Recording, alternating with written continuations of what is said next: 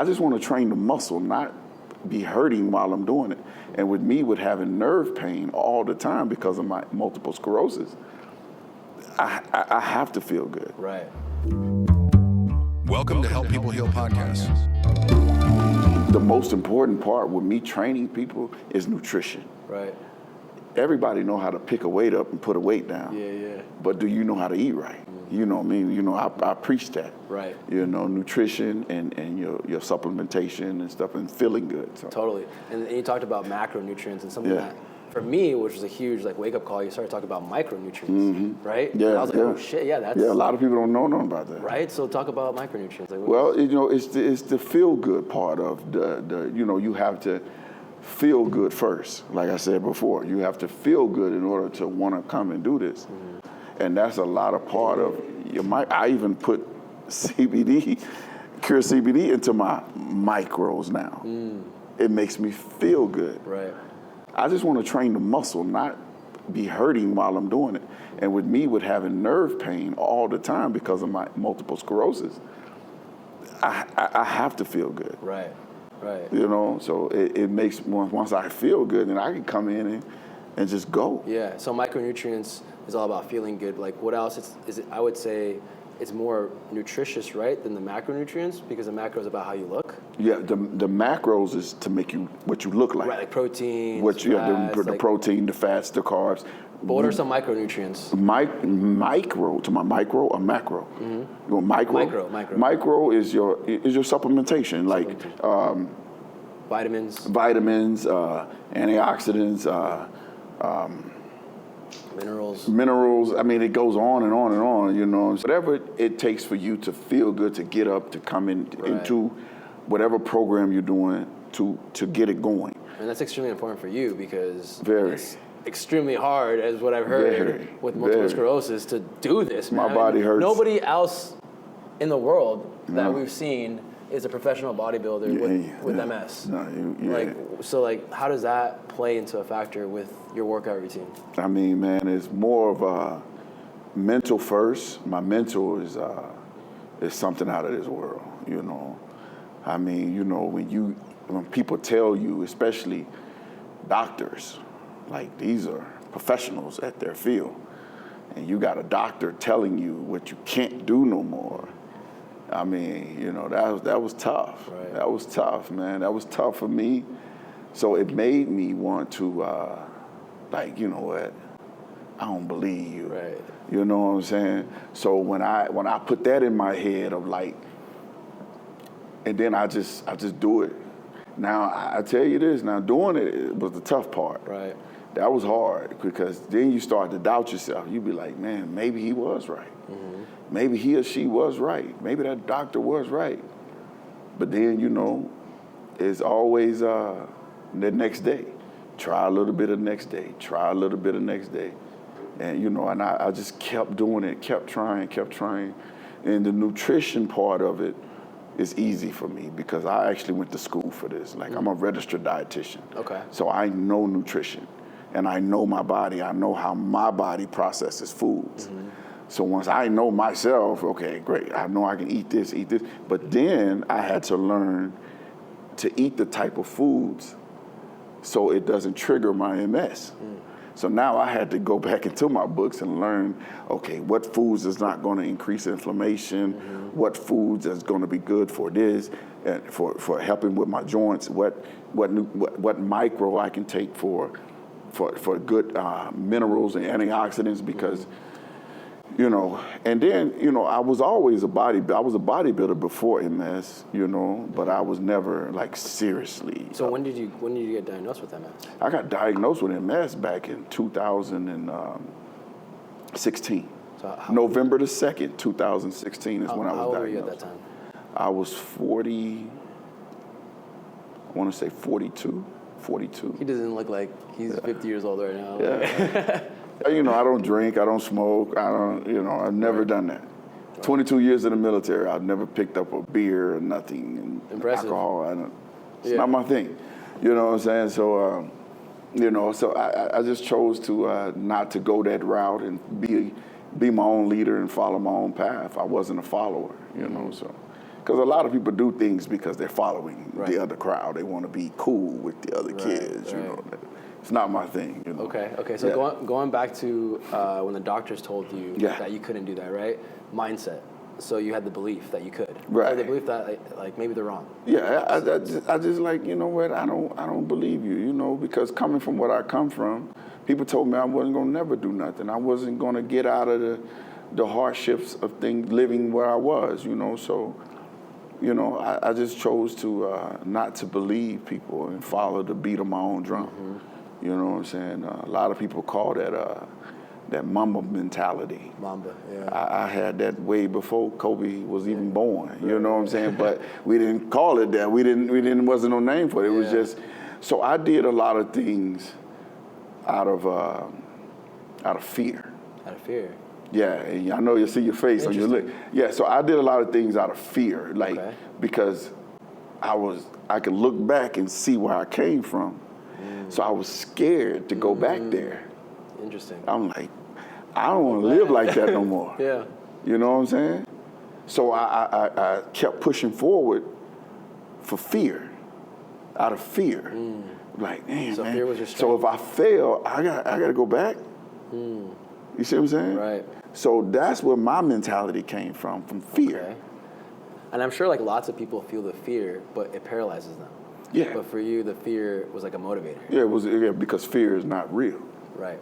It's not. False evidence appears real. It's not real. Fear is not real. So I said, okay, but I just put it in my head that if I fail, then I got to go back. I had to go back to where I used to live. So it wasn't an option for you then? I didn't have no plan B. The mindset was like, one, I can do this, and two, it's no option for me to I go don't. plan B. Yeah, I don't got no plan B. No. I don't Plan A have all the it. way. It's always been plan A. It's 100 or 0. Yeah, you know, and I teach that to my children, you know, to my boys, you know. But I teach them is that they don't have that fear because they've never lived that way. Right. So now they got to do it out of love. I love this.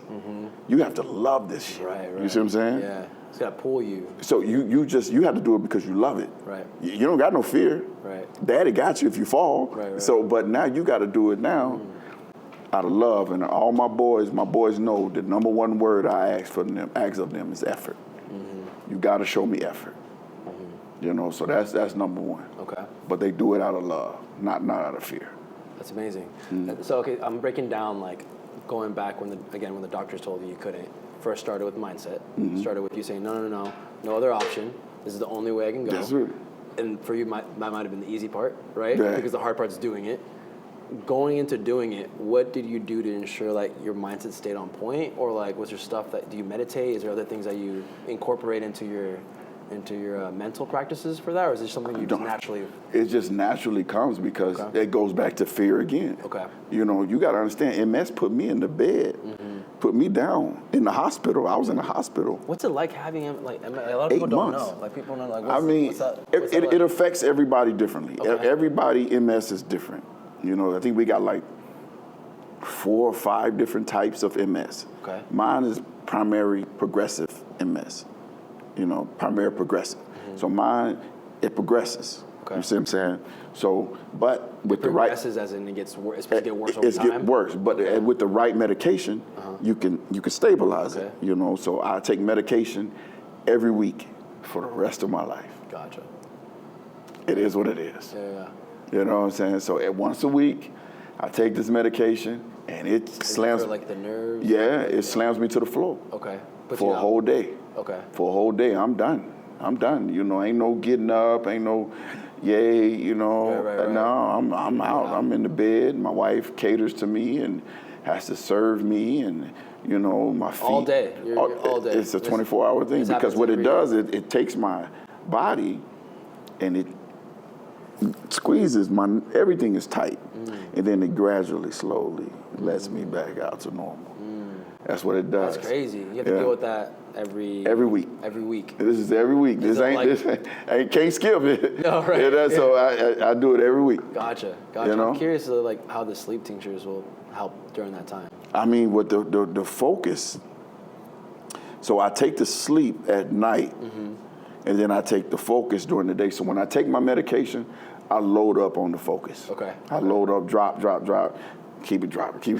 I'm almost out of that too. You know what I'm saying? That's all yours.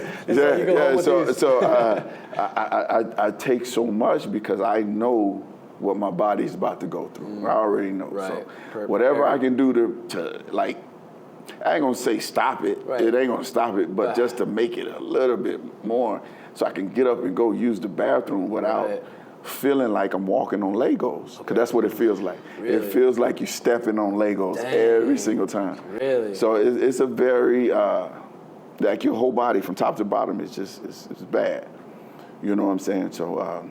I can relate a lot because, like, coming from someone that, you know my story, like being ran over by a car, like, when you're in an intense amount of pain, like, that's why it's so much easier for us to be so positive and grateful during the times that we're not. Because we understand what going through hell is like, right? I'm finna kill this, you know what I'm saying? I'm about to kill this because you already know what pain is. You know what it is. This is...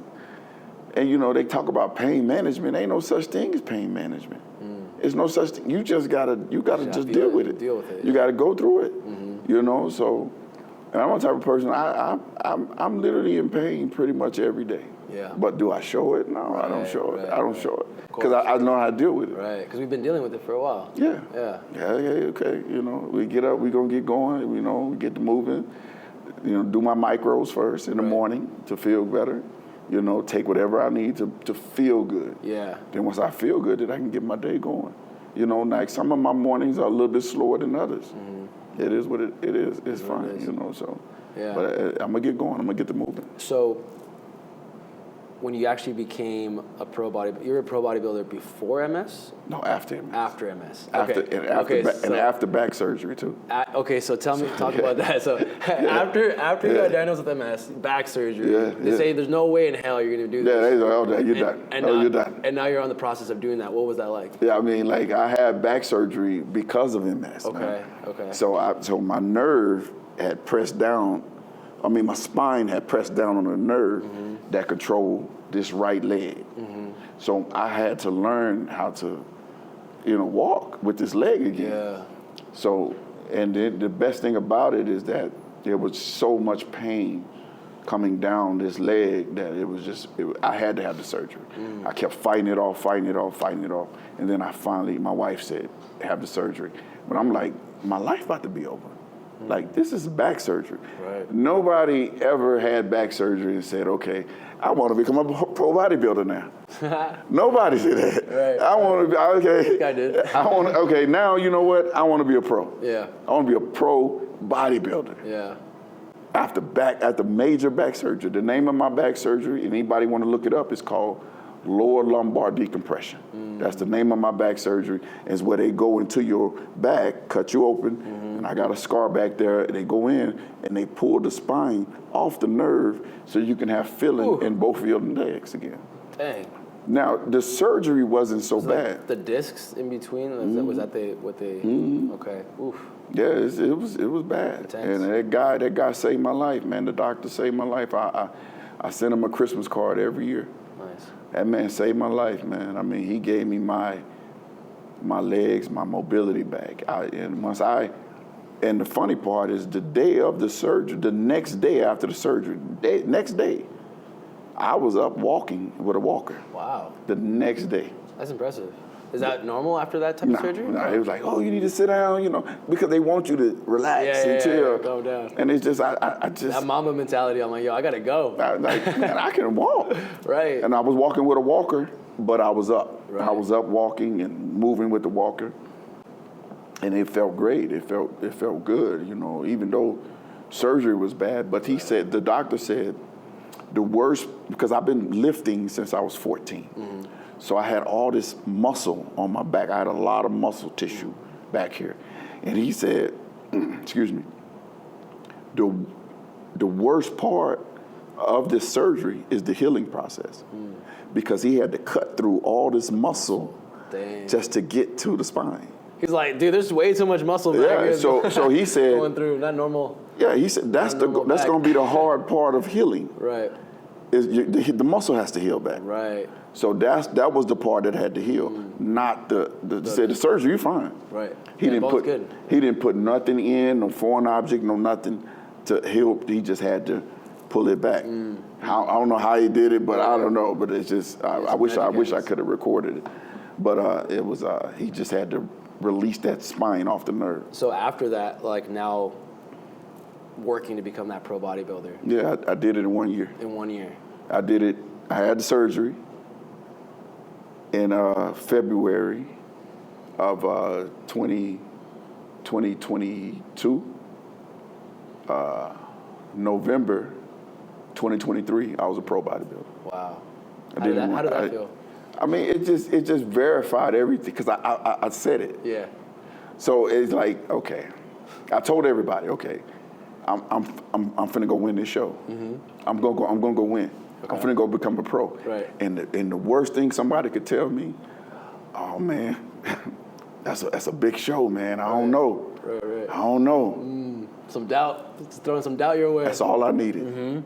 I needed that. Yeah. And people say, oh man, I don't know you. That's a big show, bro. That's a tough show. Right. Huh? Oh, you doubting me? Yeah. Okay. Now you're gonna go prove it. Now I'm finna go show you. Right. Now I'm really so all those people that kept telling me, it's okay if you don't win. Right. It's okay. And I even told, I'll use it. Yeah. I used that. Strong. That champion mentality. Even the day of the show, and I'm depleted, and I'm like, my face is sunk in, and I'm so focused, and I'm so dialed in. And I remember talking to my mother-in-law. She came. My mother-in-law, my father-in-law, of course my wife was there, but they all came to support. So, and I had a few friends and everybody, and I kept telling everybody, I'm finna win. I'm telling them I'm finna win. Yeah. And they all looking like, okay. Right. And then, but I told my mother-in-law, hey mom, I'm finna win the show. And she was like, well, just do your best. Right. Just do your, no. Are you hearing what I'm saying? Yeah. I'm finna go win this show. Yeah. I love that. I mean, I'm telling her. So were you always like that though? Like even before this, Man. you were always like. I've always been a savage, man. I've always been. I say what I'm gonna do. You know, if I say it, I'm gonna go do it. You know, so, and just to, you know, even when they call my name when I won, you know, and it just. Then I finally, all that, like anger or whatever I had, it just when I started crying. Yeah, I bet. Because I went through all of it. It just went away. Yeah. So now I'm like, dang, I just did this. Right. Like, wow, I can't believe I just beat all these guys with a handicap. Yeah. These guys are normal. Right. They're fine. They ain't just had back surgery a year ago. I just beat them all.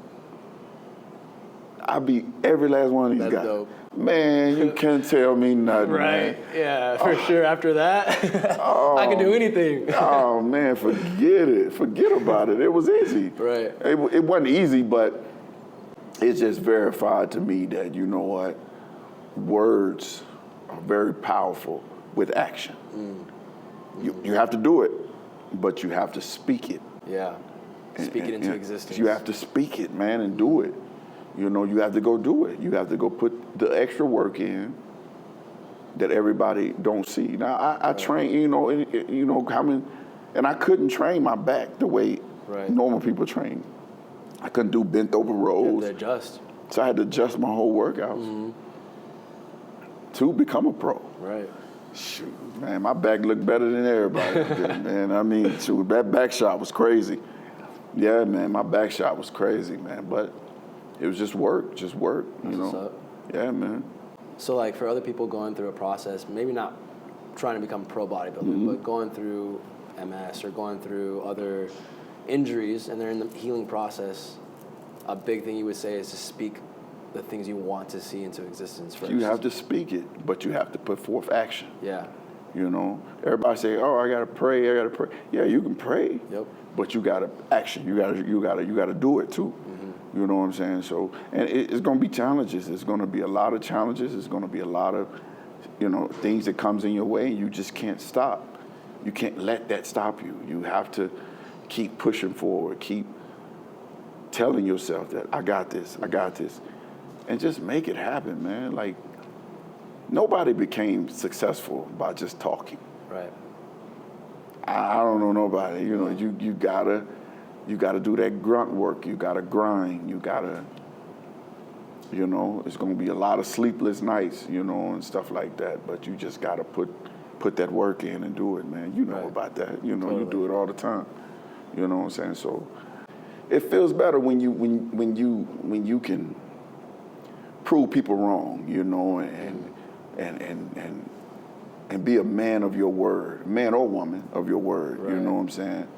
And just, you know, just show yourself that you can do anything that you put your mind to do. That's right. You know what I'm saying? So, and then all those people that was doubting you, then they're gonna come back and say congratulations. Right. And you just give them a thumbs up. Yeah. You don't even say nothing after that.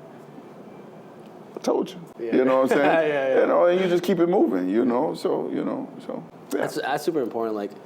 Being a man of your word, right? Like when you say you're going to do something, actually following through. Mm-hmm. Because when you don't follow through, then you're losing confidence within yourself.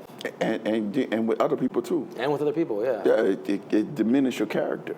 Right. You know what I'm saying? You know, anytime you talk to me, oh, we already know. Like, when you say something, it's going to be over. It's going to be the abundance of it. Yeah. You you ask me to do something, all right. Times 10. Yeah, we got it. Yeah, you'll never have to be like, well, I don't know if he's real recognize real. I don't know if Chris gonna be, you know, no. Yeah, of course. You've never had to second guess me. No, never. Since you met me. Right. You know, so, and that gives you confidence enough that, you know what, I'm gonna call Chris. Right. Or I call you. Mm-hmm. I'm gonna call Marco if I need something. You know, and that's just how we are, man. Yeah. And you know, and I've always been that way. Mm-hmm. You know, so yeah, it comes with me being who I am as a person. Mm-hmm. You know what I'm saying? So in the healing journey, has there been anybody that like stood out that helped a lot with your healing journey? Like coaches, specific holistic practitioners, or anybody that just like kind of changed the way you think about health while you were going through it? I mean, my wife, man. Really? Like me and my wife. Doing the research herself about all that? Yeah, because my wife is young, you know. And she, you know, she's a beautiful woman, and she could have been with any man she wanted to. But it showed me that she was real, that she was about me. The first time I ever had a seizure in front of her, it showed me, you know, because I don't know if, you know, people, you ever seen somebody have a seizure? I don't know, you know, but it's intense. It's intense, yeah. You know, and if you don't care about that person, you'll be like, bro, you on your own with that. You know what I'm saying? You're gonna run. Right. Or go call the police, call somebody else, you know, or call the ambulance or something. But I remember that I had worked myself up so bad, and we was in a car, and we was in a parking lot. And I was driving, but we was parked, thank God. And I had an episode right then. And right in the driver's side, she was on the passenger side, and I started just shaking, trembling. And I could hear her a little bit, but my eyes are closed and I'm just going through it. I'm just going through it. Right. So, and then for some odd reason, I'm thinking to myself, like, she gonna be gone when I wake up. When I wake up from this, she's out of here. Right. You know what I'm saying? Right. She's out of here, you know? And when I woke up and came back to, she was sitting in my lap telling me to breathe. Serious? Sure did. Rubbing my face. She was rubbing my face, saying, just breathe, just breathe. And I'm looking up at her and trying to breathe. And she was still right there, man. She was right there. And that's when I knew that's my wife. Wow. And we was just dating. How long were you guys dating for? Oh, man, we was... At that point? At that time there, we was like a month or two. A month or two in? Yeah, a month or two in. Wow. I proposed to her in 6 months. Okay. Well, I mean, after a month or two and she experienced that with you. Yeah, this is my wife. Yeah. Yeah, she's it. Because why would a young girl, she was like 28 at the time, why would a young girl deal with a 45-year-old man that got 2 kids by 2 previous women, and he got multiple sclerosis. She a ride or die. Like, she can go get a normal guy that don't got no kids, Right. you know, but I'm sure if she was sitting here, she's like, I didn't want no normal guy. that's exactly what she said. That's exactly, she said, I didn't want them. Yeah. I wanted you, you know, and then once my mom verified her, come on, mom got to, she got to verify everybody. Gotta get verified by moms for sure. Yeah, you got to get verified by mom. Once my mom accepted her, yes. Yeah, about a couple months later, I was on one knee. So that's extremely important, having that partner on your side. Oh, through all man. this is like, it's huge. Oh, man, she made me believe that, you know, when I was in the hospital for 8 months, I wasn't there by myself. Wow. I was 8 months in the hospital. That's I was in the hospital for 8 months, man. Wait. Was she with you before? No. So. Yeah, I went through that, man. Okay. I had to go through that. When I got diagnosed with MS, first they did a spinal tap. I forgot to tell you. Yeah. So they did a spinal tap on me that morning. That morning I did a spinal tap because they didn't know. Spinal tap is like where they had to stick a needle through your back, pull the fluid from the spine, and go test the fluid. Gotcha. To see if you have MS. Right. Because this lady, this neurologist, she was an Asian lady, older Asian lady. And I went into the VA, in Long Beach, VA. I went into the VA and I was like, my vision is off, because my vision was bad. So I drove myself to the VA with one eye. Yeah, with my hand on my eye, driving like this. I'm hard-headed. Yeah, you know, I'm stubborn. I'm going to get there. Yeah, I'm stubborn, you know. So, and I was like, man, my vision is, like, my vision is off. I keep having these tremors and stuff like that. And so I'm explaining her my symptoms to this neurologist. And she said, you know what? I think you might got MS. She said, let me do an emergency MRI on you right now. And then I'm going to schedule you for a spinal tap tomorrow morning. Okay. So, how long was that before you met your wife? It was a few years. It was a few years before, because we've been married now for 4 years. Yeah. So I was diagnosed in 2016. So my wife wasn't even in the picture. Right. You know, I was solo dolo, man. I was by myself trying to do all this by myself because, you know, I was getting myself together. Right. You know, because I always felt like before you bring somebody in your life, you need to get yourself together first. Totally. Everything, credit, financials, get your credit right, get your financials right, get your life, everything. So why bring somebody in your life? That's why I didn't marry my baby moms, because I wasn't right. Did you always want to be a pro bodybuilder? No. I'm a hustler. Yeah. You know, I mean, I wanted to be a pro football player. Okay. That was my life. Okay. That was my dream. Position? I played linebacker. I see that. And I went to college. I went to LSU. I'd be kind of scared if I had to go I used to bring that wood, man, but you know, injuries happened in college, and that stopped it. So then I joined the military. Became an officer, a naval officer, and stuff like that. I was very successful in the military because of my mindset. Whatever I'm gonna do it to the fullest. So I did 22 years in the military. Okay. You know, retired. You know, so then when I got out, you know, life was going. Life was good, man. Life was good. And then boom, MS happened. Just hit me. After 4 tours in the United States military, I did 4. 2 Iraq, 2 Afghanistan. Dang. Came back fine. And then boom, MS put me down. I'm like, what in the world? Like, how? Right. You know, and if you look up MS, and it's predominantly in older white women. I swear to God, you can Google it. So you're right there, right next to them, the older white women. I'm like, I'm definitely not white, and I'm definitely not a woman, you know. So how did I get this disease? You know what I'm saying? Right. But it's been a big lesson for you, right? Man, I guess I always say, I think God gave me this disease to show people how you can deal with it, how another side. Because like I went through the wheelchair, the walking with the walker, the cane. I went through all that, but I walk upright. I got this physical presence, and I'm a professional athlete. You're shining as a pro athlete. So he wanted me to show other people that hey, You ain't gotta be that way. Right. That's a choice. Wow. In my mind, Yeah. that's a choice. So all these multiple sclerosis or people with autoimmune deficiencies, they come to me and they look at me and be like, "You got MS?" Yeah. Yeah, I got it. Yeah. Wow.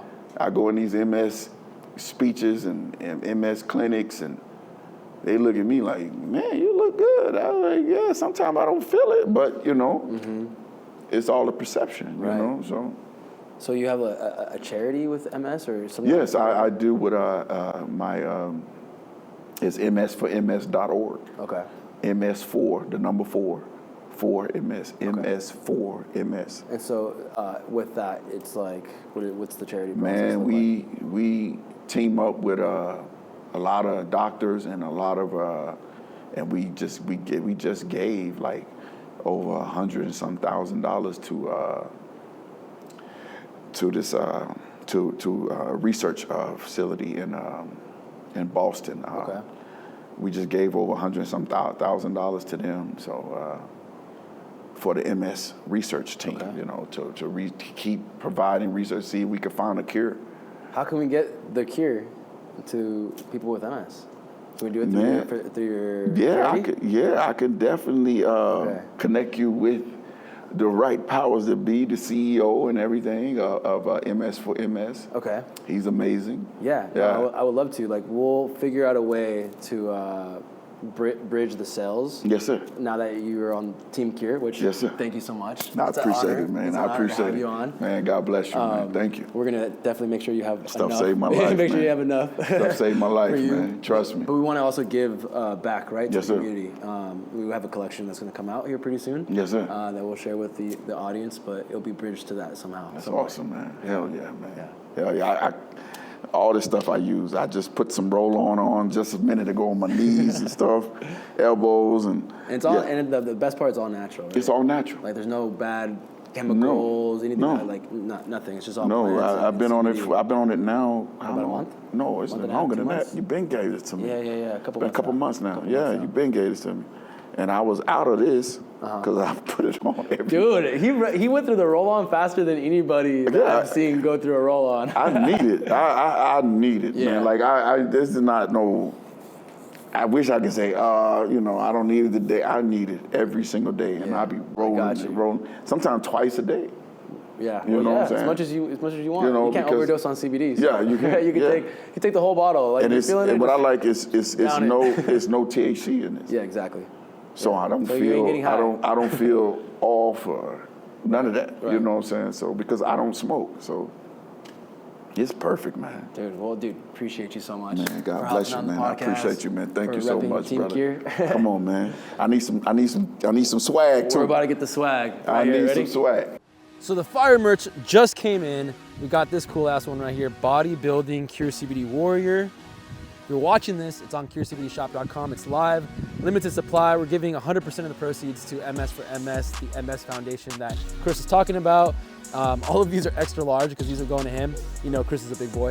We got this Cure CBD Stronger, it's the fire one, and then we got Stronger Every Day. So we're putting out a little bit more merch as well. So check out the website. We got the hoodies, we got the hats. It's all up on there. And the next podcast, we're actually going back to Tough for podcast number 2 with him on the ranch in Texas. So stay tuned for that. Hit the subscribe button.